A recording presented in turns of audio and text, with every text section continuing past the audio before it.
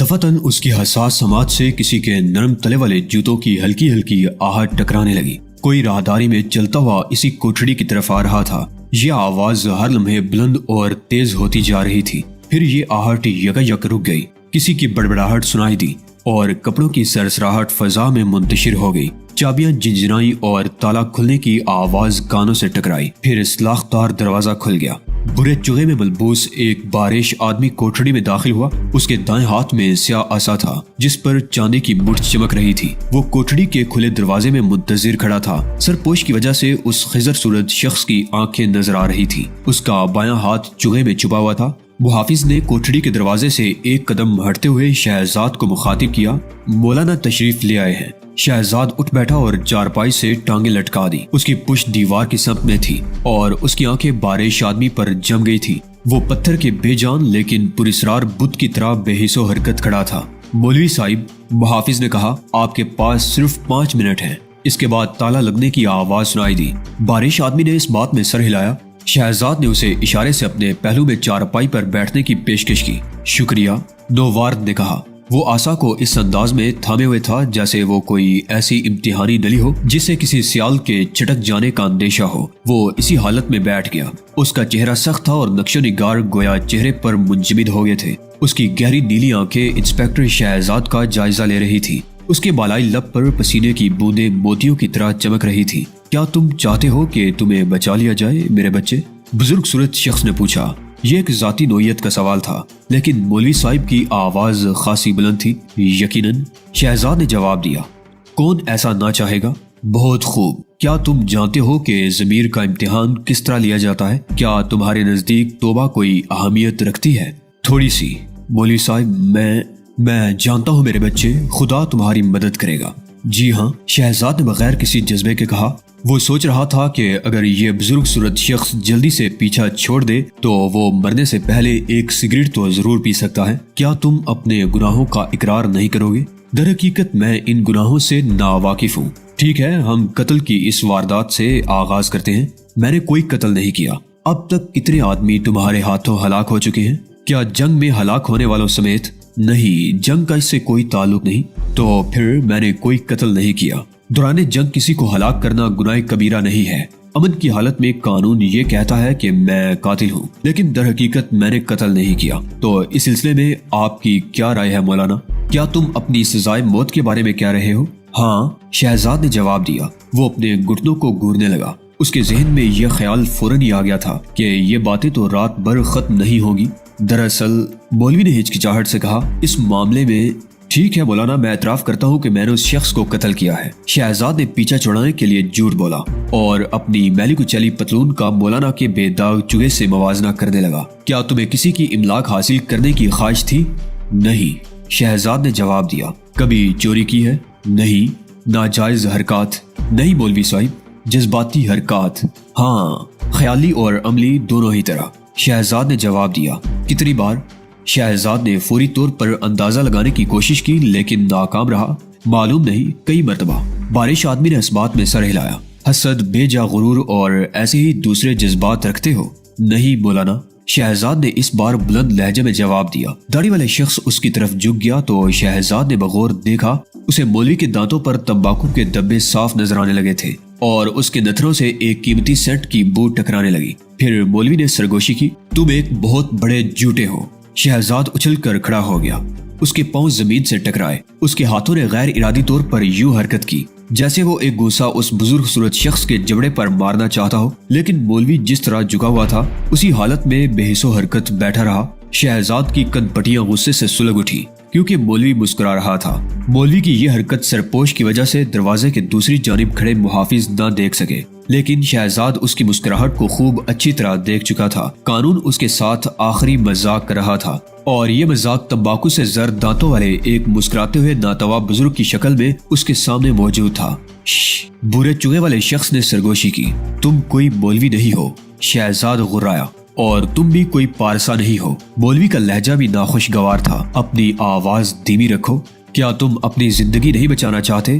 شہزاد اس سیاہ آسا کو گورنے لگا جس پر چاندی کی مٹھ چمک رہی تھی اور اس کے نچلے حصے میں ایک سیاہ بٹن نظر آ رہا تھا۔ ایک سیاہ بٹن؟ اس نے حیرت سے سوچا، یہ کیسا آسا ہے؟ सुनो, मौलवी की तेज सरगोशी उभरी। हमारे पास ज्यादा वक्त नहीं है, क्या तुम जिंदा रहना चाहते हो? शहजाद को यूं महसूस हुआ कि जैसे ये अल्फाज उसके दिलो दिमाग में पेवस्त हो गए हों। यकीनन, उसने जवाब दिया। घुटनों के बल झुक जाओ, मौलवी ने सरगोशी की। जल्दी। शहजाद किसी सहरज़दा शख्स की तरह घुटनों के बल झुक गया। चारपाई उसके सीने की सतह के बराबर थी और उसकी ठोड़ी दरवेश नुमा शख्स के सरपोश के निचले हिस्से से छू रही थी। आसा आहिस्ता आहिस्ता उसके सर की तरफ हरकत करने लगा। उसने निगाह उठाकर चमकदार मुठ की तरफ देखा, जहां एक चांदी की कील नजर आ रही थी। मौलवी का हाथ मुठ के निचले हिस्से में लगे हुए बटन पर जमा हुआ था। यूं झुक जाओ कि मुहाफिज तुम्हें मेरे आसा को बोसा देते हुए महसूस करे। इसमें एक स्याह टिकिया है, उस टिकिया को अपने दांतों से निकाल लो। चलो जल्दी करो, ख्याल रहे कि तुम्हारे दांत इस टिकिया में पेवस्त न होने पाए। शहजाद ने मुंह खोला और मुठ के निचले हिस्से में दिखाई देने वाले बटन को दांतों में दबा लिया। उसने महसूस किया कि मुहाफिजों से ओट देने के लिए उस पुरस्रार शख्स ने अपना लिबादा थोड़ा सा फैला लिया था। टिकिया आसा की मुठ से निकलकर उसके दांतों में दब गई। ये एक सख्त टिकिया थी। शहजाद ने सोचा, शायद प्लास्टिक की बनी हुई है। टिकिया का खोल न काट देना। दरवेश सांप की तरह फुंकारा। इसे अपने मुंह के किसी कोने में दबा लो। जब तुम्हारे सर को जकड़ने के लिए आनी खोल पहनाया जाएगा तो इस टिकिया को पूरी कुव्वत से चबाकर निगल लेना। इसे पहले हरगिज ना चबाना, समझ गए? शहजाद ने टिकिया अपनी जुबान पर रख ली। पुरस्रार शख्स के होठों पर अब खफीफ सी मुस्कुराहट भी नजर नहीं आ रही थी। वो इस अनोखे दरवेश को घूरने लगा। उसे हैरत थी कि आखिर उसकी जिंदगी के सबसे बड़े बड़े फैसले यकदम क्यों हो रहे हैं, जबकि उसके पास गौर करने का वक्त भी बाकी नहीं रह गया है। उसने टिकिया को जुबान की नोक से छू कर सोचा, क्या ये जहर है? उसके जहन में फौरन ही ये ख्याल पैदा हुआ, लेकिन फौरन ही उसके जहन से निकल गया, क्योंकि किसी को उसे जहर देने की कोई जरूरत नहीं थी। क्या मैं इसे थूक डालूं? अगर ऐसा करूं तो क्या होगा? आखिर इसमें नुकसान भी क्या है? कैसा नुकसान? उसके जहन पर ख्यालात की योरिश हो गई। शहजाद ने टिकिया को दांतों से दूर रखते हुए उसका जायका महसूस करने की कोशिश की। ये एक बेजायका टिकिया थी। मौलवी अब उस पर झुका हुआ कोई आयत पढ़ रहा था। शहजाद ने टिकिया को जुबान के नीचे दबा लिया। वक्त हो गया। मुहाफिज की आवाज ने उन्हें चौंकने पर मजबूर कर दिया। खुदा तुम पर अपनी रहमतें नाजिल करे मेरे बच्चे, मौलवी ने बुलंद आवाज में कहा। उसने आसा को शहजाद की तरफ बढ़ाया, जिसे उसने चूम लिया। मौलवी धीमी आवाज में बोला, फिर मुलाकात होगी। ये कहकर वो अपने नर्म तलवों वाले जूते से थप थप चलता हुआ दरवाजे की तरफ बढ़ गया। उसका सर झुका हुआ था। उसके दाएं हाथ में आसा था और बायां हाथ चूहे में छुपा हुआ था। शहजाद ने दायां हाथ चारपाई पर रखा और उसके सहारे उठ खड़ा हुआ। उसका मुंह लुआब से भर गया था। उसने जल्दी से थूक निगल लिया और कोशिश की कि टिकिया हलक में उतरने ना पाए। टिकिया को जुबान तले दबाए उसने सलाखदार दरवाजे की तरफ देखा। शहजाद, मुहाफिज ने कहा, चलो वक्त हो गया है। सलाखदार दरवाजा खुला हुआ था और दोनों मुहाफिज शहजाद के अतराफ में खड़े हो गए थे।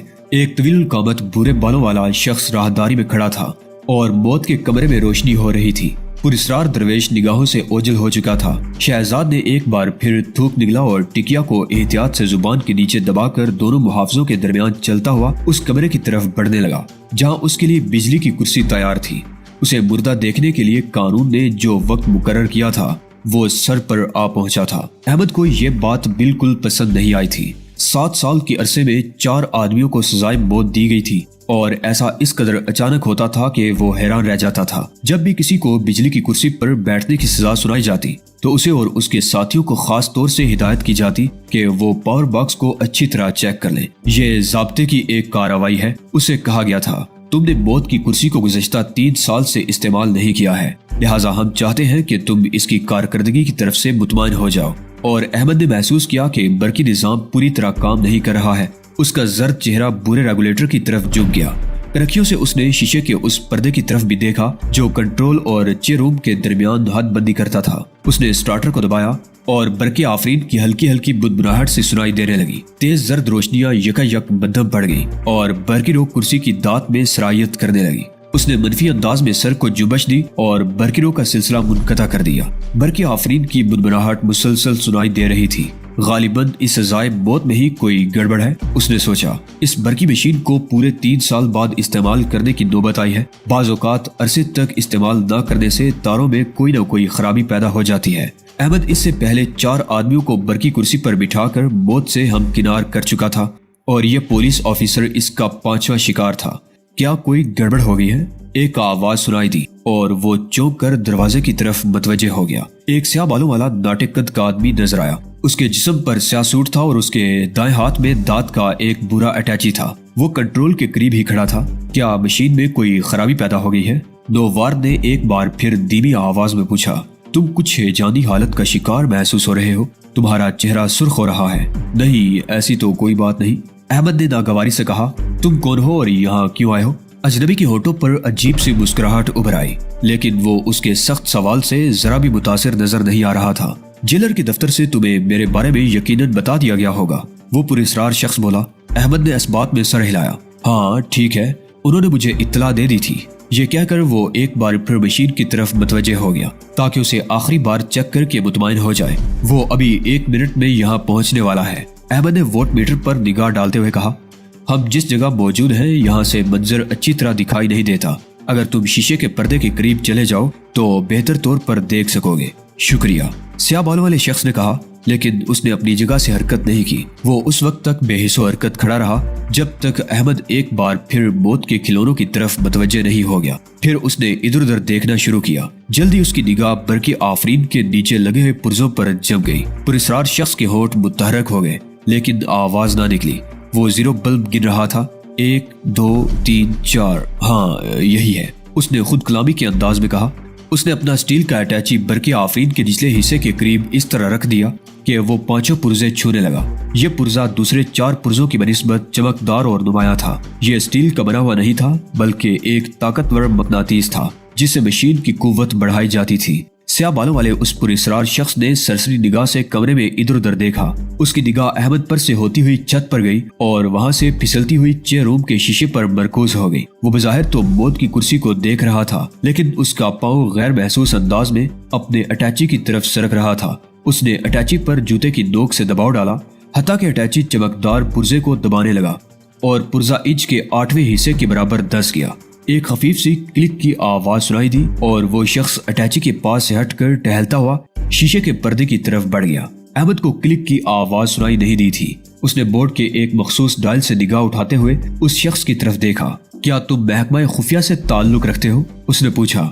ہاں، سیاہ بالوں والے نے سرسری لہجے میں جواب دیا اور گہری توجہ سے موت کی کرسی کو دیکھنے لگا جس پر ایک شخص کو بٹھا کر اس کے جسم میں برقی رو دوڑائی جانے والی تھی۔ اس وقت وہ جس کمرے میں موجود تھے اس سے 2 کمروں کو چھوڑ کر جیل کا ڈاکٹر کانچ کے ایک گلاس میں پانی اڈیل رہا تھا۔ چند لمحے پہلے وہ فون پر کسی سے بات کر رہا تھا اور ریسیور رکھنے کے فوراً ہی بعد اس نے فریج سے پانی کی بوتل نکال لی تھی۔ اس کا مخاطب جیل کا جیلر تھا۔ جب جیلر نے اسے بتایا تھا کہ انسپیکٹر شہزاد کا پوسٹ مارٹم اس سے نہیں کرایا جائے گا تو وہ غصے اور حیرت سے چیخ پڑا تھا۔ صاف ظاہر ہے کہ شہزاد میں بعض غیر معمولی صلاحیتیں ہیں، جیلر نے کہا۔ تحقیق کے ایک سائنسی ادارے نے اس کی لاش کا مطالبہ کیا ہے۔ مجھ سے یہ سوال مت کرنا کہ ایسا کیوں ہو رہا ہے، میں بھی تمہاری ہی طرح اس معاملے سے ناواقف ہوں۔ بہرحال مجھے توقع ہے کہ تم اس بات کو محسوس نہیں کرو گے۔ محسوس نہیں کروں گا؟ ڈاکٹر نے گلاس سے ایک گھونٹ لیتے ہوئے زیر لب کہا اور اس کے نقش و نگار سے سختی جھلکنے لگی۔ وہ 30 سال سے اس جیل میں ڈاکٹر کے فرائض سر انجام دے رہا تھا۔ اس نے بجلی کی کرسی پر بٹھائے جانے والے آدمیوں کا پوسٹ مارٹم کیا تھا اور اسے معلوم تھا کہ قانون کی کتابیں خواہ کچھ ہی کیوں نہ کہتی ہوں، لیکن کرسی پر بیٹھنے والا کوئی بھی شخص برقی رو سے ہلاک نہیں ہوتا، بلکہ اس کا وہ نشتر مجرموں کو موت سے ہمکنار کرتا ہے جسے وہ پوسٹ مارٹم کرتا ہے۔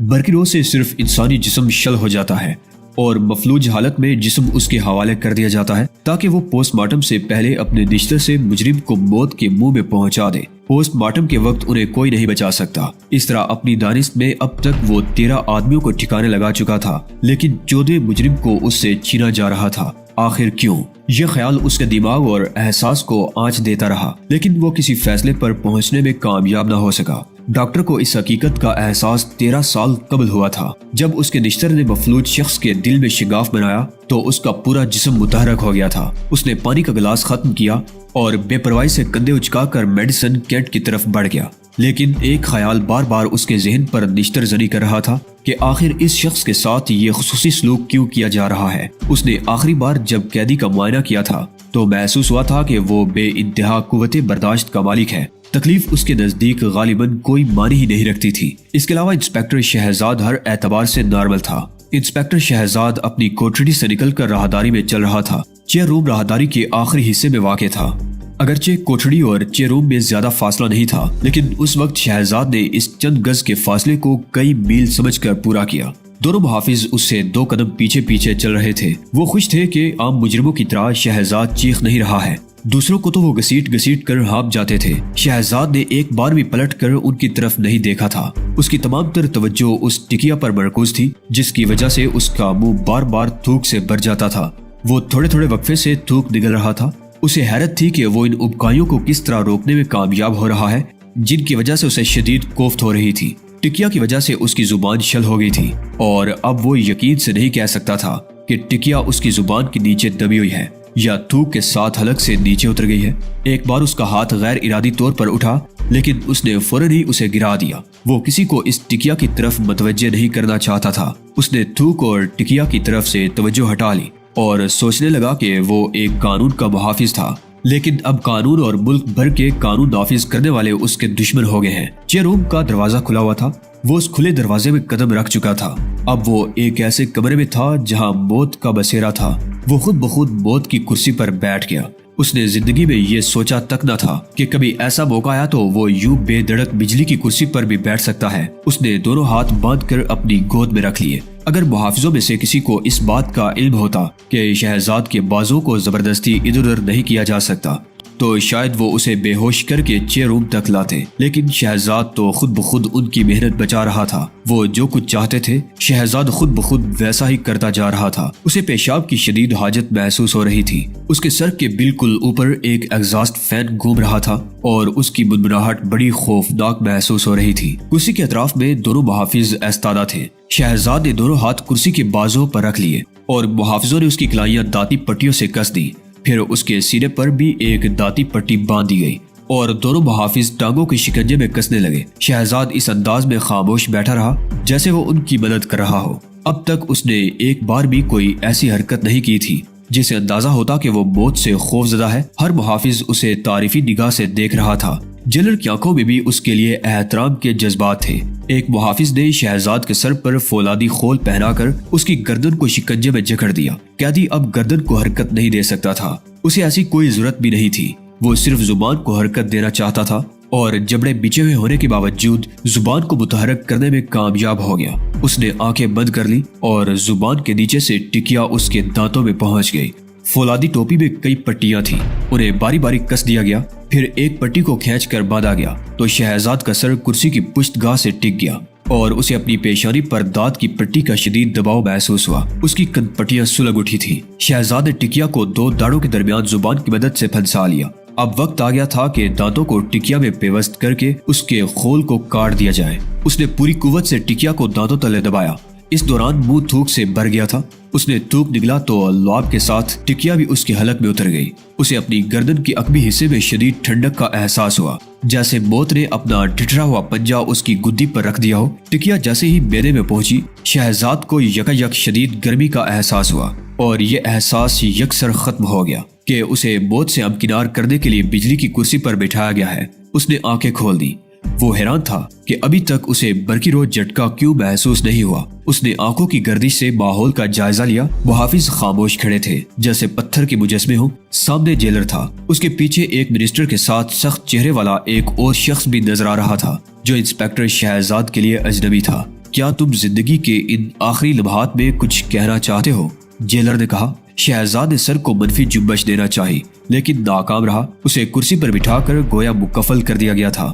وہ ذرا سی حرکت بھی نہیں کر سکتا تھا۔ وہ حیران تھا کہ جسم کی یہ مفلوج حالت آہنی پٹیوں کی وجہ سے ہے یا اس ٹکیا کی مرہون بدت ہے جو اس نے پراسرار درویش سے حاصل کی تھی۔ دفعتاً نرم نرم گرم گرم اندھیرے نے اس کے حواس کو نگلنا شروع کر دیا۔ بجلی کی کرسی کو کنٹرول کرنے والا احمد سوئچ بورڈ کے سامنے بے حس و حرکت کھڑا تھا۔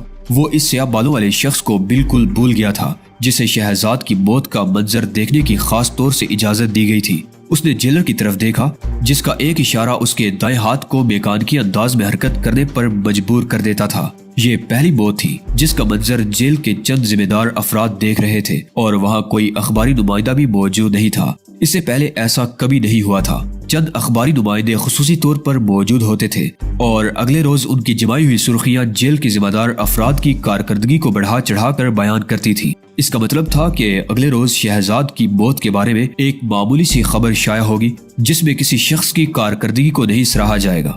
جیل سپرنٹینڈنٹ بالکل بے حس و حرکت تھا۔ اس کے انداز سے ظاہر ہو رہا تھا جیسے وہ دانستہ تاخیر کر رہا ہو، یا پھر ممکن ہے احمد کے لیے وقت کی رفتار تھم گئی تھی۔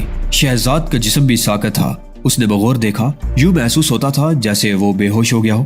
اس کی آنکھیں سختی سے بند تھی اور ہاتھ پیروں میں ذرا بھی ایٹھن محسوس نہیں ہو رہی تھی۔ کنٹرول آفیسر نے سوچا کہ وہ ابھی چند لمحے بعد اس مدہوش آدمی کو چونکا دے گا۔ پہلے تو خفیف سی برقی رو اس کے جسم تک پہنچے گی، پھر برقی رو کا شدید جھٹکا لگے گا۔ برقی رو پوری قوت سے اس کے جسم میں سرایت کر جائے گی اور اس کی رگوں میں دوڑتا ہوا خون جل جائے گا۔ گوشت جلنے کی بو پھیل جائے گی اور دفتر جیلر موت کی کرسی سے ایک قدم پیچھے ہٹ گیا۔ اس نے کنٹرول روم کی طرف دیکھا اور اسبات میں سر ہلا دیا۔ احمد کا ہاتھ تیزی سے اٹھا اور ایک سوئچ کی طرف بڑھ گیا۔